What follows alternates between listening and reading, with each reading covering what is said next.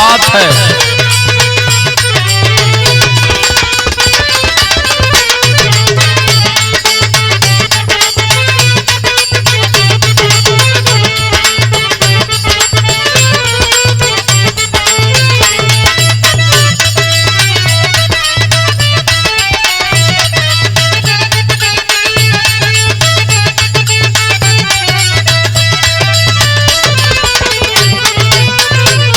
तू चीज बड़ी है मस्त मस्त, तू चीज बड़ी है मस्त मस्त, तू चीज बड़ी है, बड़ी है मस्त मस्त तू।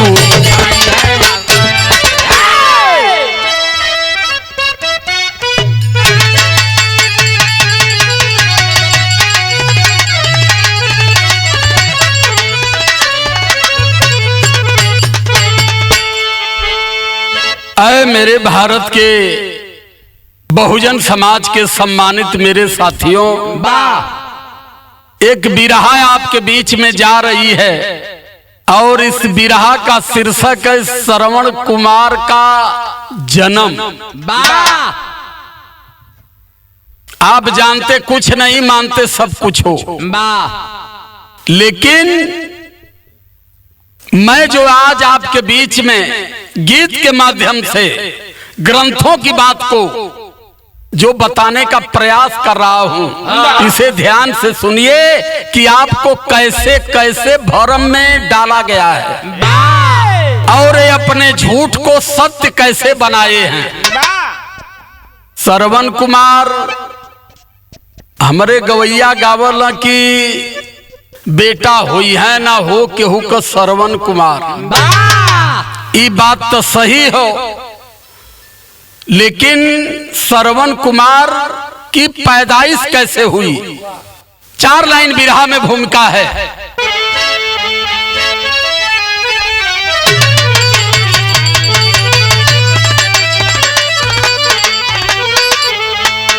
आई भूमिका बड़ा तगड़ा भूमिका है, आई भूमिका प्यार पर भूमिका हो, का हो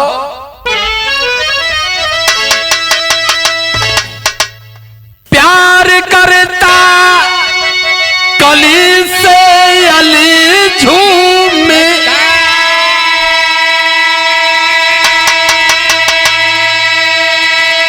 बाग काटो कि परवाह करता नहीं,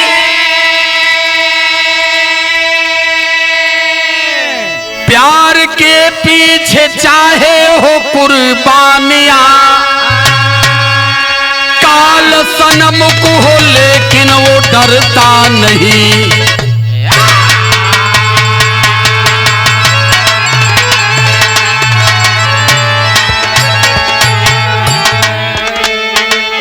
प्यार के पीछे चाहे हो कुर्बानियां, काल सन्मुख हो लेकिन वो डरता नहीं।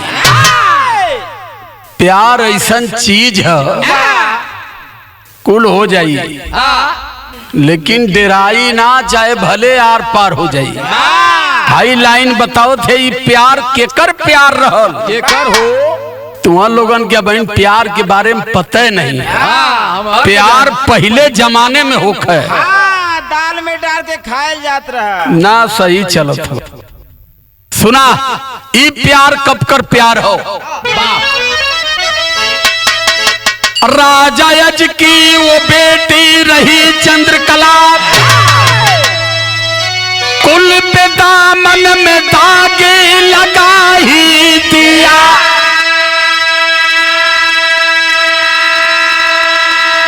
प्यार को अब अमर इस जहां में किया,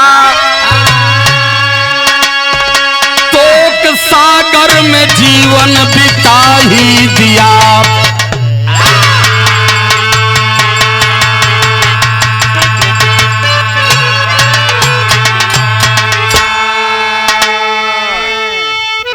राजा दशरथ के पिता थे अज राजा। अज राजा की एक बेटी थी जिसका नाम था चंद्रकला। अब तने बिरहा सुना वाला भाई लोग तने पूछिया कि दशरथ जमीन से जन्मला है लेकिन चंद्रकला कैसे जन्म ली?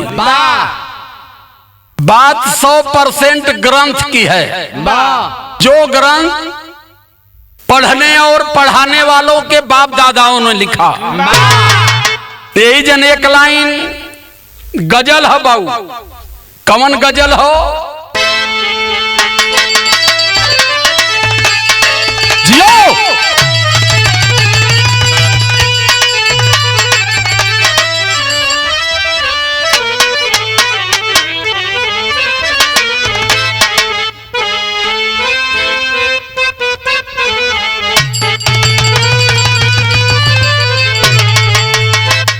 आसमां से उतारा गया है, आसमां से उतारा गया है, जिंदगी देकर मारा गया है। आसमां से उतारा गया है, जिंदगी देकर जय हो उतारा गया है।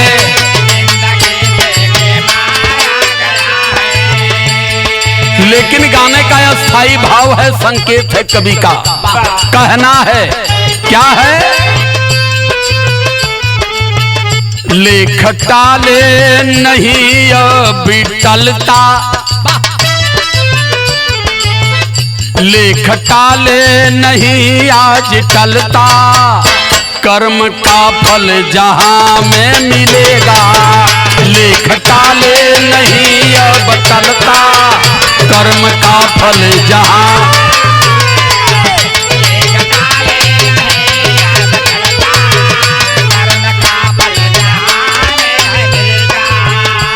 लेख टाले नहीं अब टलता,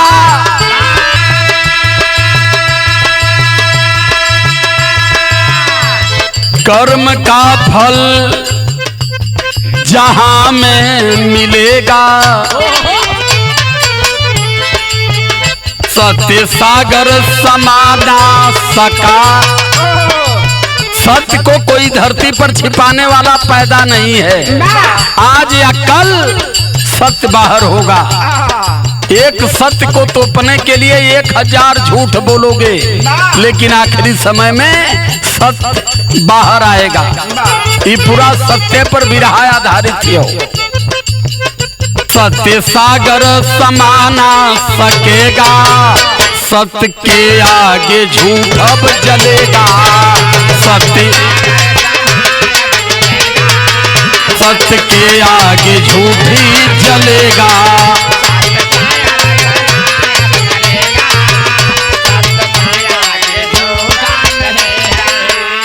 सत्य सागर समा ना सकेगा, सत्य के आगे झूठ ही जलेगा। यही जन से शुरुआत भइल बेटा।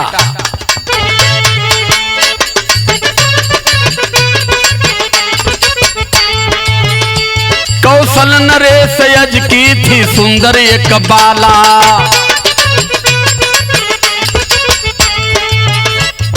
हूर की थी नारी चंदा ने उसे पाला।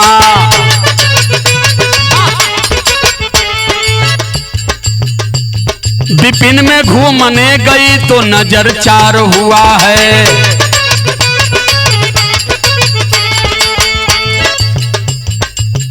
अरे राजा उज्जैन के साथ उसका प्यार हुआ है। राजा दशरथ की बहन थी चंद्रकला, घूमने कानन कुंडन में जाती थी। कानन कुंडन का मतलब कि जंगल में बिहार करने जाती थी। और बिहार करते करते उसी जंगल में उज्जैन के राजा, जिनका नाम था उद्यान, जिनको इन्होंने ग्रंथों में बता दिया कि वो उद्यान ऋषि थे, लेकिन उद्यान ऋषि नहीं थे। उज्जैन के राजा उद्यान थे। वो अपन घोड़ा पर बन के पगड़ी सगड़ी बांध के घूमे गईला, आ घूमे गईला हो अपन पुरुआ का हवा लेती रहल। चंद्रकला राजा उद्यान के देखलस, आ राजा उद्यान चंद्रकला के देखला।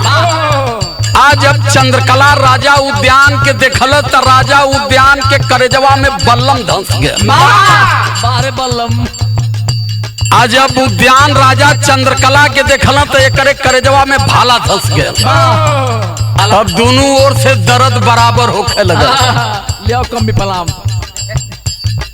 अब दोनों जाने वो घोड़ा से उतरल, एक पेड़ के सोर पर बैठल, अपन मिठ मिठ बात चुटुक मुटुक होवे लगे। बारे मिठ मिठ बात पहले का प्यार है।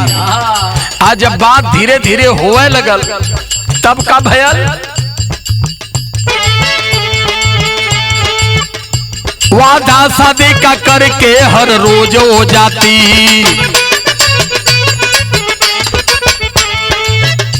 मोहब्बत की ये बात ना किसी को बताती,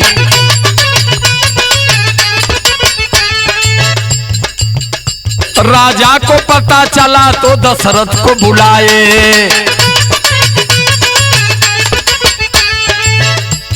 अरे छिपा जो भेद सारा वो खोल कर बताए।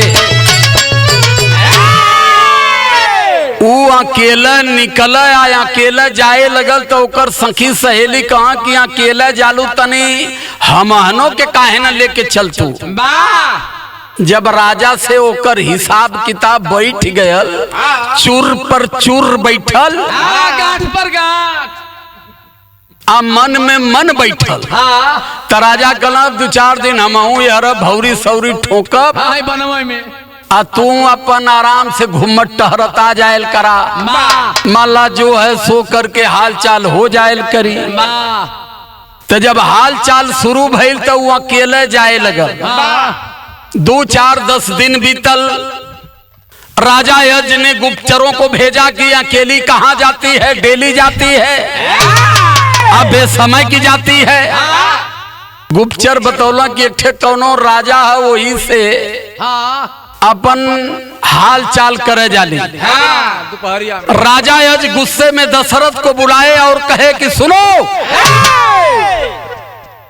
ये तो हमारे खानदान का और अयोध्या का नाक कान सब काट दिया। कल तो बाबू का करी, कल सुना, यही जन गीत बदल एक ठे बाबू।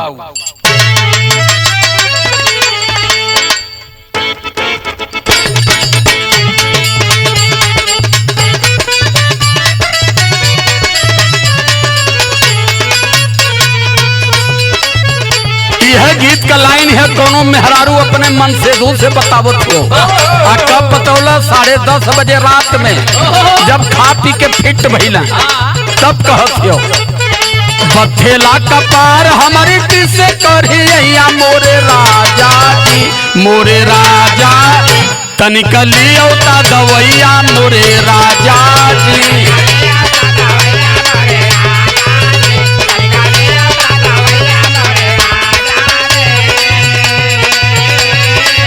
राजा यार दशरथ से कहत हम, ए बाबू तनी सा हल्का सा आगे बढ़ जाता।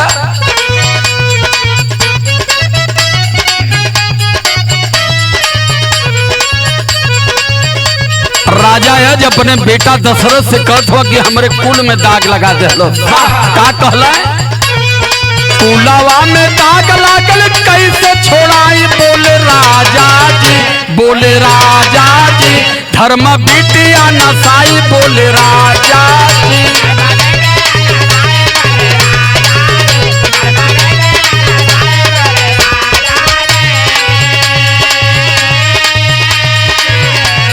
तो दशरथ जी राजा यज के काने में कहला, कैसन बाऊ, कौनो ढेर दिक्कत ना न कैले हो। तो क्रोध से जब पता पौला दशरथ, तो क्रोध से उनकर आंख एकदम लाल हो गई। तो लिखे के पड़त, अरे क्रोधवा में चूरा लाल भैला नया नवा,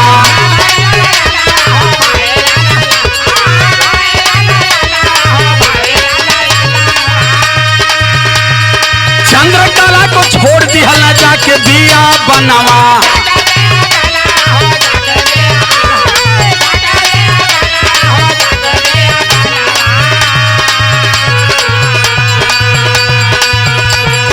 केहू नाही जाने सारा भेद छिप जाई मोरे राजा जी, मोरे राजा जी। धर्म बिटिया नसाई मोरे राजा जी।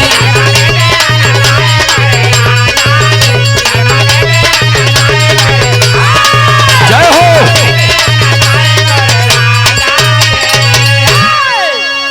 राजा दशरथ चंद्रकला को ले गए और बियावान जंगल में छोड़ दिए। कहे कि जाओ, राज दरबार की बेटी होते हुए पराये मर्द के साथ तूने एट्टम डोट्टम किया है, इसलिए अयोध्या की राजधानी तुम्हारा प्रत्याग कर रही है। अपन चल गई जंगल में। आज जब जंगल में गई तो बेचारी घूमत फिरत हो, यही जन एक ठे गीत लगल।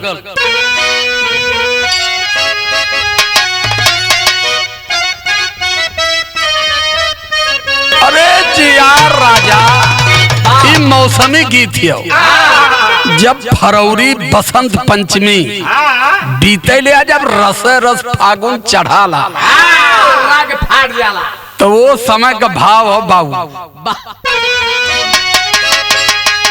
अरे बहे पुरुइया,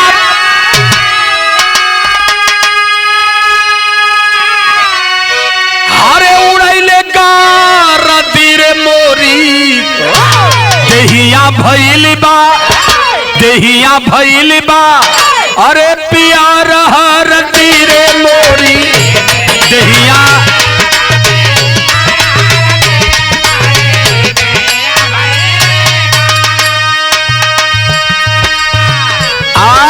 राजा दशरथ की बहन चंद्रकला जंगल में घूम रही है।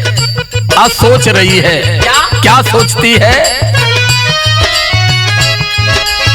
अरे झंखे बनवा में पाला,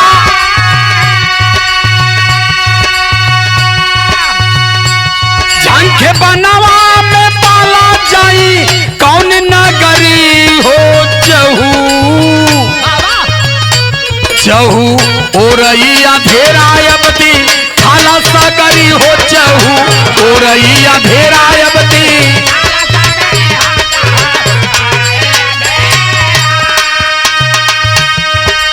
घूमते घूमते उस जंगल में चंद्रकला गई और वही में एक ठे मुनि का खूंटी रहल। कवन मुनि रहला?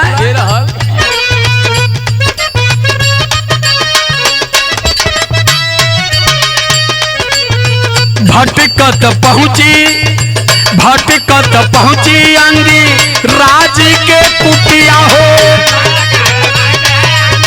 राज के कुटिया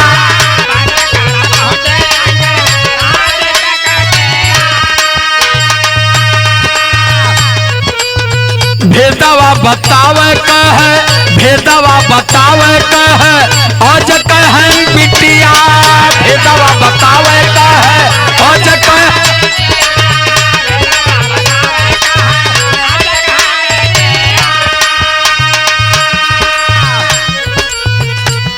अंगिरा मुनि के कुटी पर पहुंची।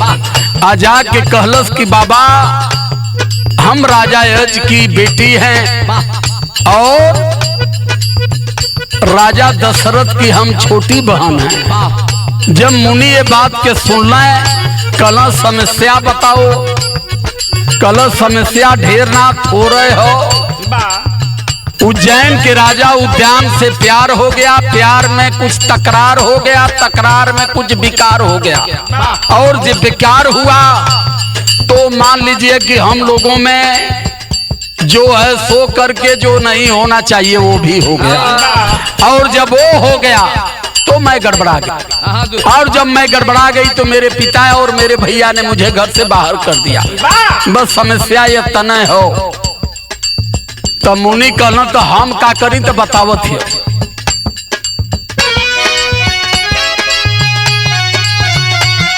अरे बाबा रखिला शरण में,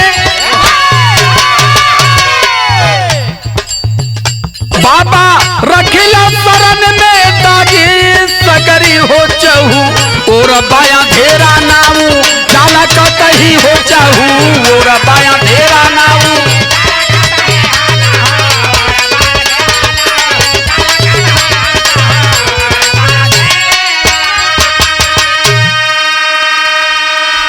जा करके मुनि का पैर पकड़ करके रोने लगी कि बाबा अब दुनिया में मेरा कोई नहीं है, मैं गर्भवती हूँ। तो मुनि जी कहलो तो कोनो बात ना आवा, हरो तो ढेर कुछ ना आई, भौरी चोखा से काम चलत हो। कल कोनो बात नहीं बाबा, कुटिया में झाड़ू पोछा करब, आपका सेवा सत्कार करब, सुबह शाम तेल पानी भी आपके लगाई, माँ जब धोब भी आपका, बस हमके अपने कुटिया में शरण दे दा। अब कुटिया में चंद्रकला रहने लगी और जब रह लगल तो भाव विदेशिया के आया।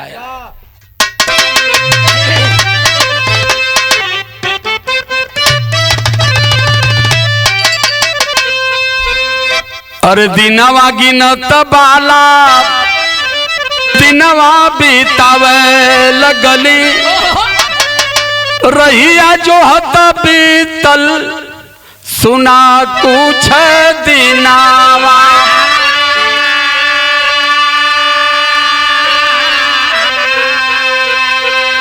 अरे मुनि जी की कुटिया पर बीतल कुछ दिनावा हो, अरे चंदा समान जनमल सुघर लाना।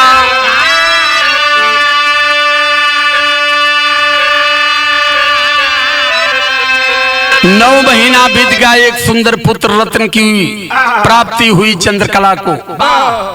आज जब बढ़िया सुघर लइका जन्मल तो सोचे लगल, अरे मुखड़ा निहारी बाला सोचे अपने मनावा में, अरे गलती समझ कोई फोरली नयाना।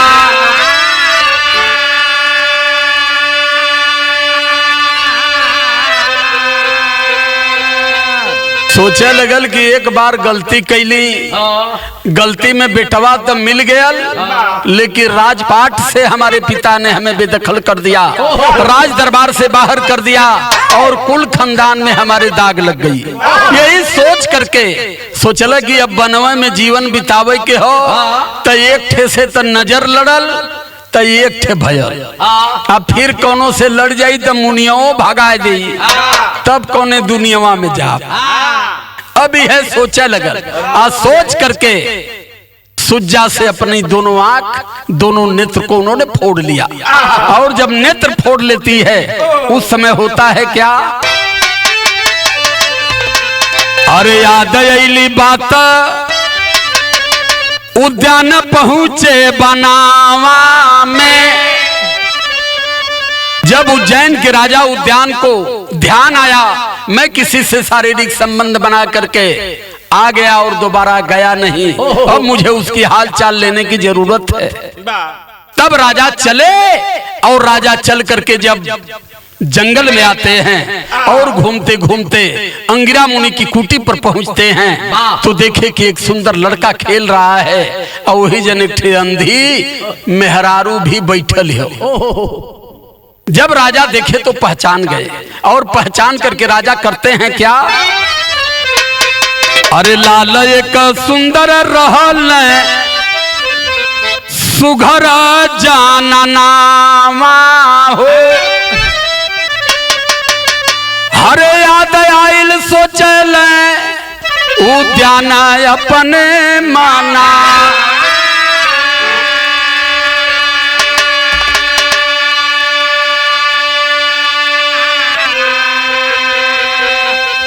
धीरे धीरे उद्यान गए उस संधि के पास, आ कहला कि आपका चेहरा थोड़ा जानल पहचानल लगत हो। कहला आप कहाँ से हैं, तनी अपन परिचय दी। कहला हम उज्जैन के राजा उद्यान हैं। कहला अरे तुम्हारी चुरकी में काजल पारो, यहाँ से लेके मजा चल गईला, आज ही गति हमारी हो, एक ठे लड़का हो। आज जब राजा सुनना कि लड़का हमार हो तो वो समय राजा करते हैं क्या, गीत बदल गए।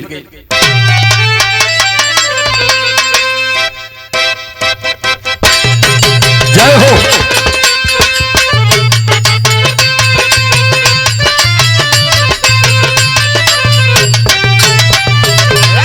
यह गीत का लाइन है, बड़ी चुटुक गीत है बाबू।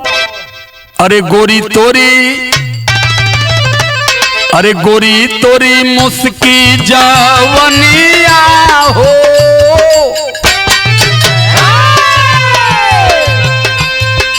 गोरी तोरी सुघरी जवनिया हो, पूरा लंदन हिलावे।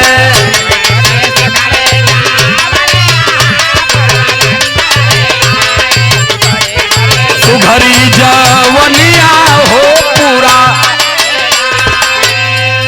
अब राजा उद्यान अपने मन में सोच रहे हैं, क्या सोचते हैं? भूप सोचे कैली ना तनिया हो, भूप सोचे कैली ना तनिया हो, वफादार के भूलाई।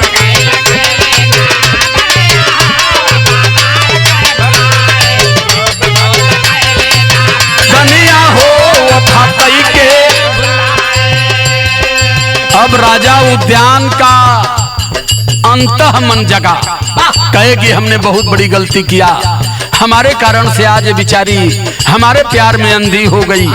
उस समय राजा सोचते हैं क्या? अरे गोदिया उठावे लाल चूमे रजनवा,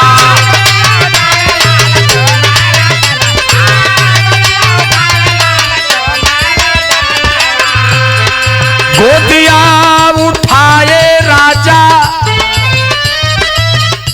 चूमल ललनवा, बतिया के सुन फोड़ लिहल नयनवा।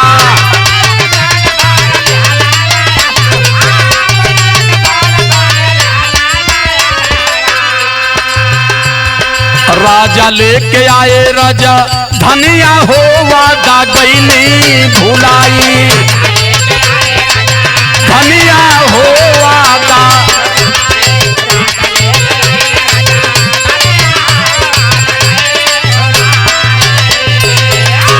राजा उद्यान भी अपने नजर को तोड़ लिए, वो अपन नजर फोड़ लेना प्यार में। कल जब हमार प्यारा अनहरी हो तो हम आंख लेके का करो? कल जैसे वो गलती कैला आंखी से, वही तरह कहीं हमसे भी ना गलती हो जा। आज जब गलती हमहू से हो जाई तो फिर दोबारा कसूर हो जाई। तो राजा भी अपनी आंख को फोड़ करके और वहां से चंद्रकला को लेकर के उज्जैन चले गए। और जब उज्जैन चले गए आ लड़का एक ठहराबे कल, तब बिरहा में टेरी का भाव लिखाया।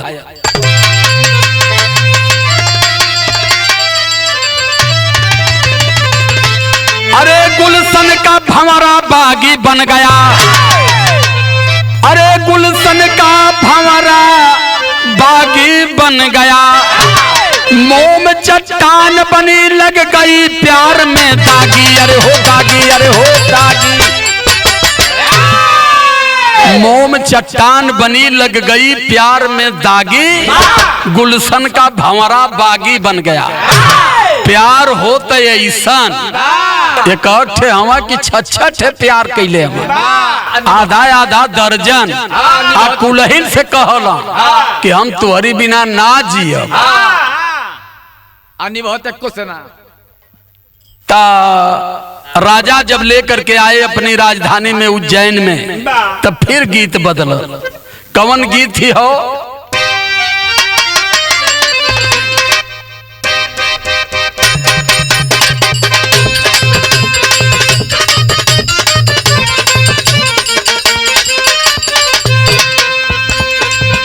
राजा लेकर के अपने बेटे को राजधानी में आए, आंख से अंधी थे, लेकिन जब पता चलल कि राजा आयल हो, एक ठे लड़का भी उनकर हो, राज दरबार में खुशी का माहौल हो, लिखे के पड़ल वह लाइन हो। कौनो ननद अपने भौजाई से बतावत हो कि ये भौजी रात में सपना देखली, हमार दुल्हा एकदम लाल मुंगा हवे। कैसे कहत हो?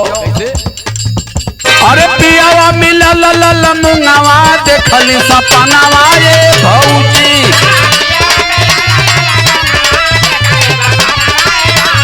ओ लल मुंगावा देखली।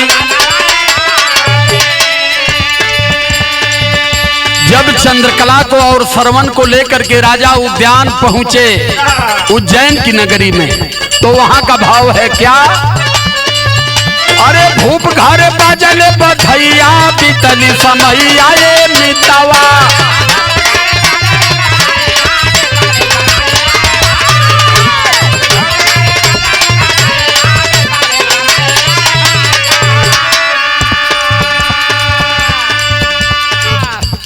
श्रवण कुमार नाम रखे हर साई।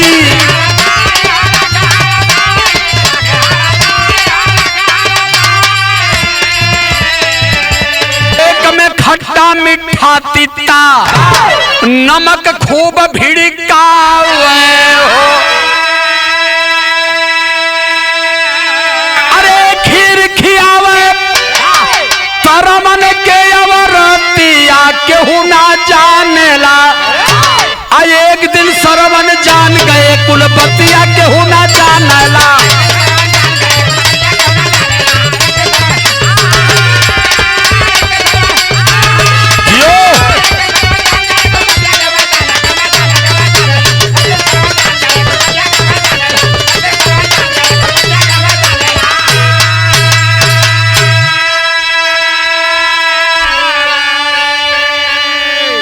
कुम्हार के आर्डर दिल कि एक ठे हाड़ी बनावा। ओ हाड़ी में 2 पेट बनावा। ओकर मुंह बड़ा बनावा।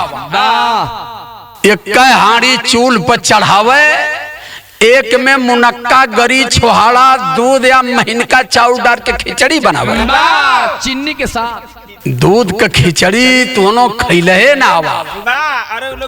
मान ला अगर दूध का खिचड़ी ना बनावे मुनक्का गरी छोहाड़ा डाल के खीरे ओके मान ला, मत खिचड़ी माना भाई। जोन माना तवने माना।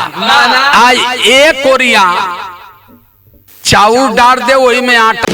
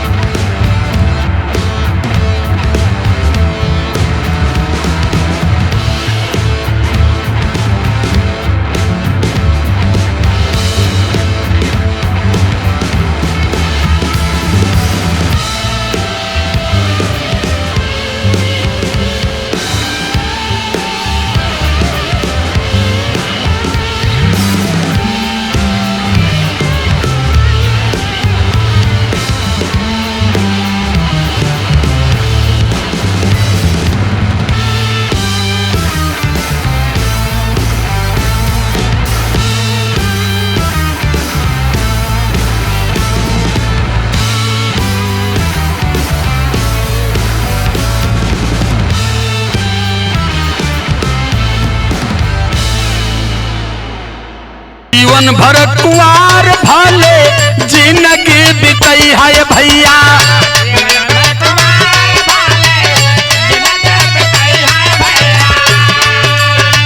लेकिन नाकर कसा जैसन, लेकिन नाकर कसा जैसन मिल केहू के नारे। शोक भरल सरवन के हिया में समय लिए बाबू।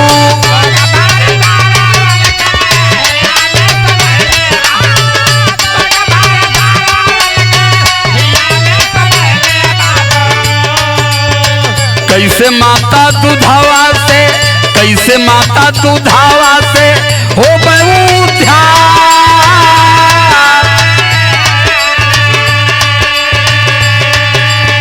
काशी गंगा सागर मथुरा गैल हरिद्वार भैया।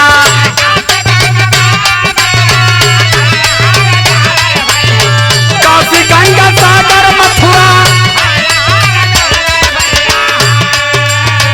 बद्री केदारनाथ तीर्थैया।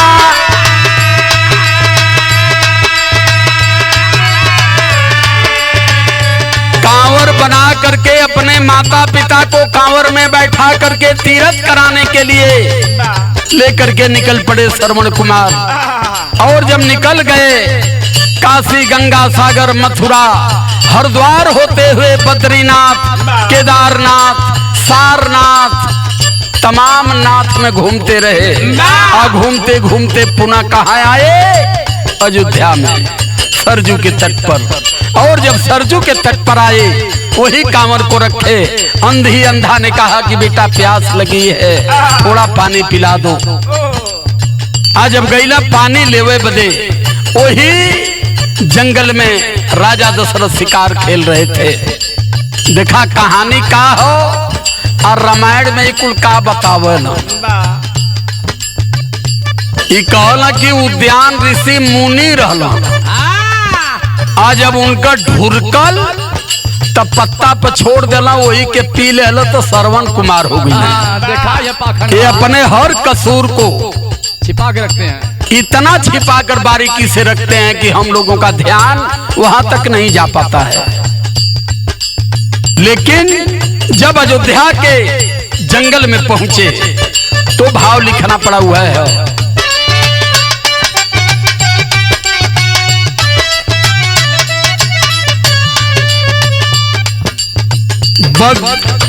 बदरी केदारनाथ तीरथ का रवावा भैया।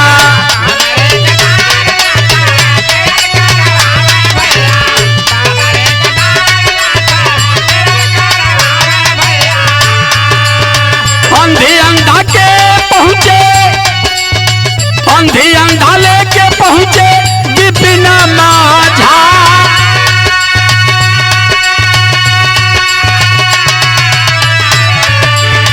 वही राजा दशरथ से कार खेलत रहल मितऊ।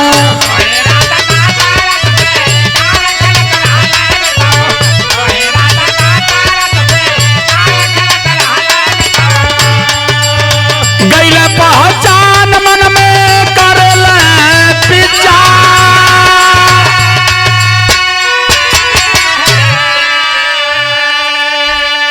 उसी जंगल में राजा दशरथ शिकार खेल रहे थे। देख करके अपनी बहन चंद्रकला को पहचान गए। सोच लेला कि तो है लगत हो। एक लड़का है पूछला कि करे बाबू के है तो कला हमार मम्मी पापा। दशरथ कहना चल ठीक है। वहीं से घूम गए।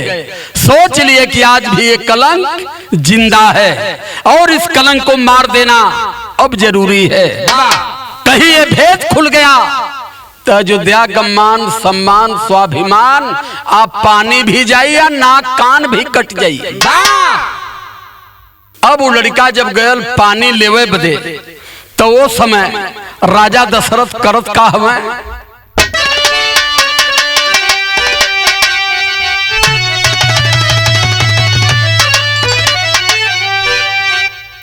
बनवा में दशरथ घतिया मौका पाई कहवा मारी हमारा इल्मतिया।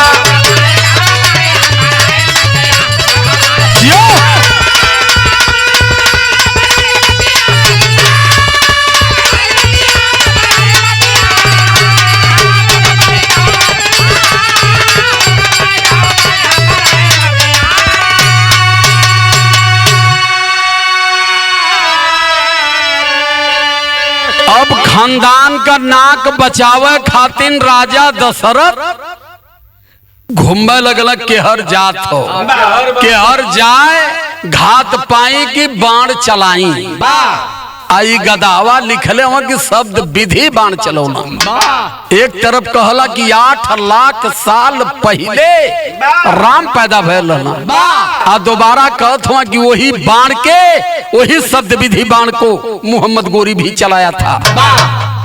तो ये बताओ कि शब्द विधि बाण जहां से शब्द निकलता है वहां लगता है। अगर सरवन ने कमंडल डुबाया तो कम से कम 2 फुट का अंतर रहल हुई। आवाज कमंडल से आई। जब बाण चलाए दशरथ तो बाण उनका कमंडल में लगना चाहिए, ना कि बाण सरवण की छाती में। इकुलापन गलती इतना बारीकी से छिपौले हमें ये बदे क्यों जानल कि यहाँ का मूल निवासी तो हम महालौड़बट इनके कुछ पता है ना। इन्हान के तो हमान पशु बना देले हैं। इन्हान के था ना रहल कि यही देश में कभी बाबा साहब अम्बेडकर आएंगे, और जब बाबा साहब अम्बेडकर आएंगे तो इस समाज को विद्वान और तर्कमान बनाएंगे। और जब ये समाज विद्वान और तर्कमान बनेगा, इस पर सवाल करेगा, तब हम क्या कहेंगे। ये बात उनके दिमाग में कभी थी ही नहीं। कहना है अरे पर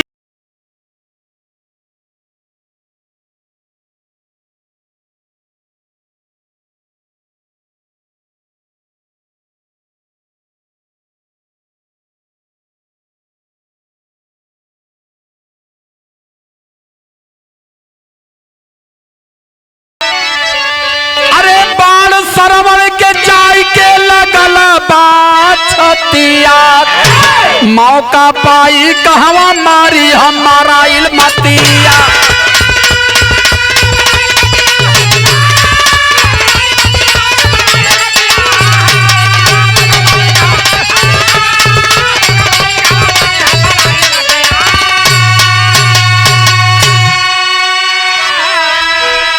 राजा दशरथ सनाक दे तीर चला दिए, और वो तीर भनाक दे उसके करेजे में धस गई। और के बाद राजा दशरथ गईला, देखा सरवा मर गेल कि जियता है भगिनवा। तो गईला तो बहन ओकर हुक्की चलत रहल, तनी तनी बोलत रहल। कहला कि हमके तो मार देहला, माई बाबू पियासल हुए, उनके पानी के पियाई। सवाल करत हो, का सवाल कैला? अरे पूछे काहे मरला अब के पनिया पियाई, छिपल भेद खोल दिया न भूप बतलाई।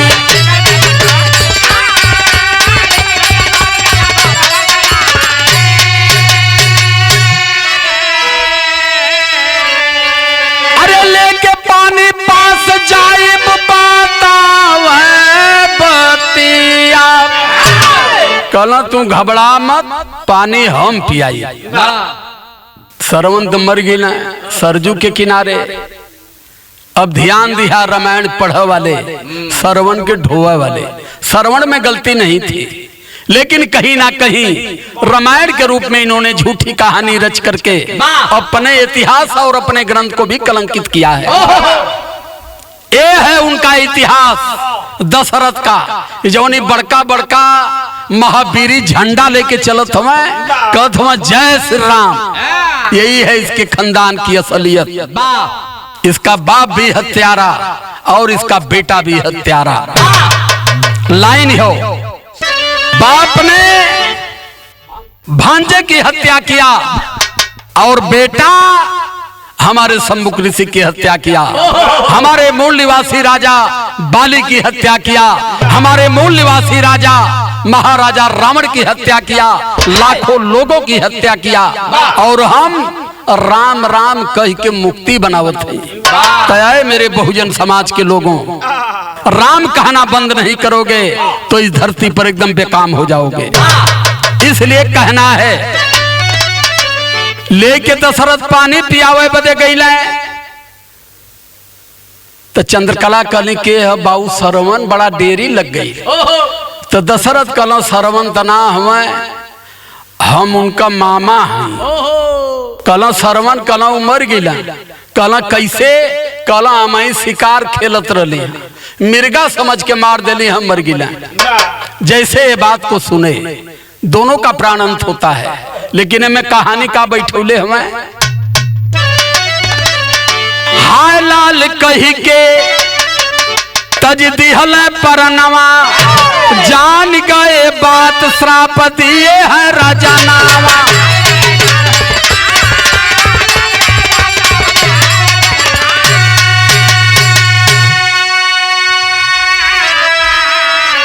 अरे धोखा कई के उनके संग बन गई घतिया, अरे धोखा कई के उनके संग बन गई घतिया, मौका पाई कहवा मारी हमारा इल्मतिया।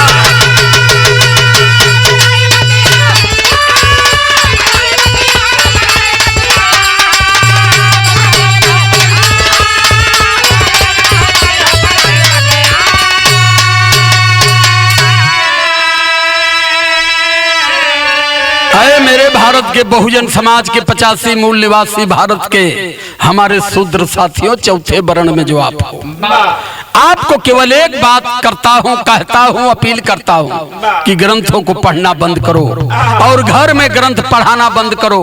अगर पढ़ना है तो संविधान पढ़ाओ और अपने बाल बच्चों के भविष्य को बचाओ। क्या है? अरे बुद्ध साहू फूले कहते ललैया दो पेरिया,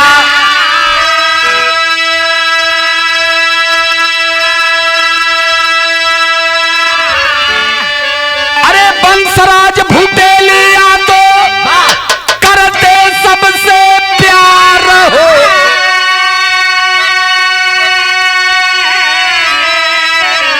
अरे गुलशन में भंवरा बागी बन गया, किया तो राजकुमार का मनवा भय अनुरागी, गुलशन में भंवरा बागी बन गया।